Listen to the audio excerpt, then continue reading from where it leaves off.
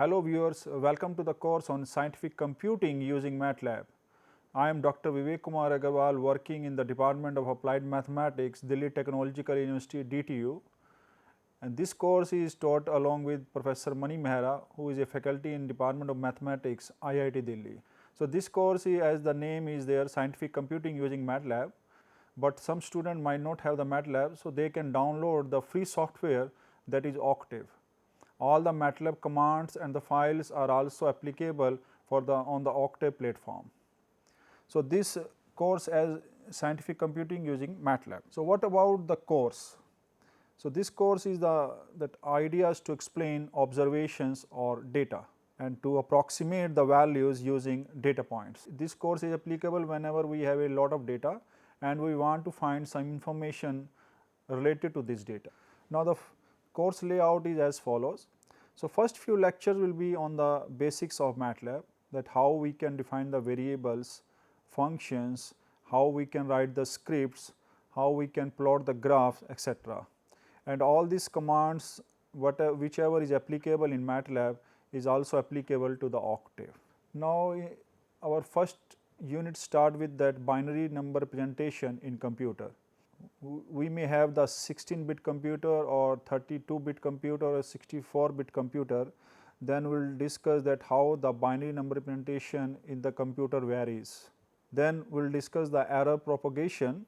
So in this case we will discuss that if we have some error in the initial of the computing, then within the computing how this errors propagates.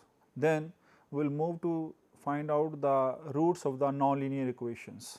So in this unit we will discuss the transcendental equations, and then we will discuss various methods like bisection method, regular-Falsy method, secant method, Newton-Raphson methods to find out the roots of the given transcendental equations, and then we will discuss their order of convergence. So in the end, hands-on session will be given using MATLAB or Octave code. Then we will move to the next unit, that is how we can solve the system of linear equation that is given by Ax is equal to b.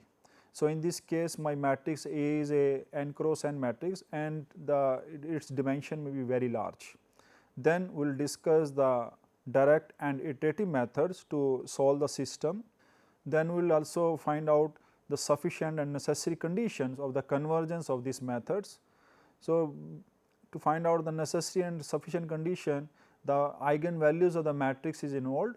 So in that case we will discuss the power and the shifted inverse power method to find out the eigenvalues of the matrix, and we will provide the hands-on sessions using MATLAB or Octave. Then after doing this we will move to the interpolation and curve fitting.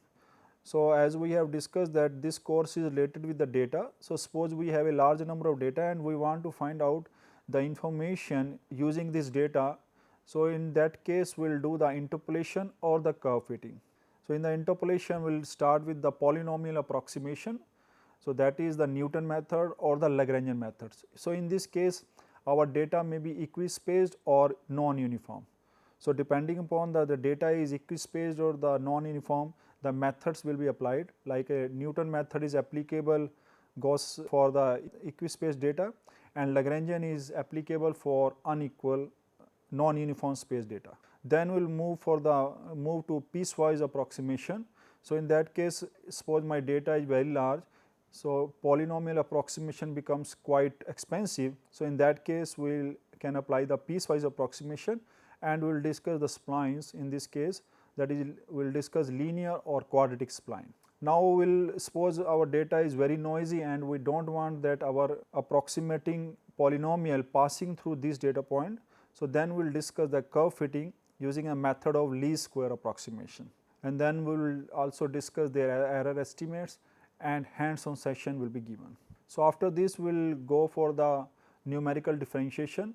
So numerical differentiation we will discuss the finite difference operator, Newton's methods, and the methods of undeterminate coefficients. Then we will move to the numerical integration. So in the numerical integration we have a function, and that numerical that integration is very difficult to find out analytically. So in that case we will apply the numerical integration. So we will start with the rectangular rule like trapezoidal rule or the Simpson rule to find out the given integration, and then we will discuss the method of undeterminate coefficients to find out the integration, their error estimates, and in the end we will discuss their hands on session using MATLAB or Octave.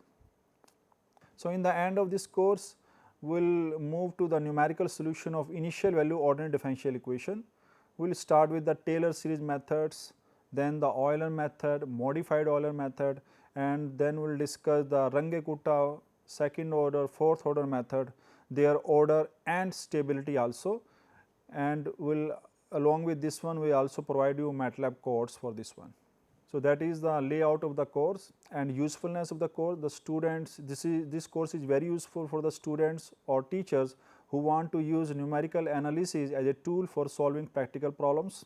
It is also applicable for machine learning or the data analytics, like we want to apply the curve fittings or interpolation, we want to apply numerical differentiation or integration. So, this course plays very important role in this type of data analytics. So, now I want to give good lucks to the student for this course, and I hope that this course will be very useful for all the students, and all the best for this course. Thanks very much.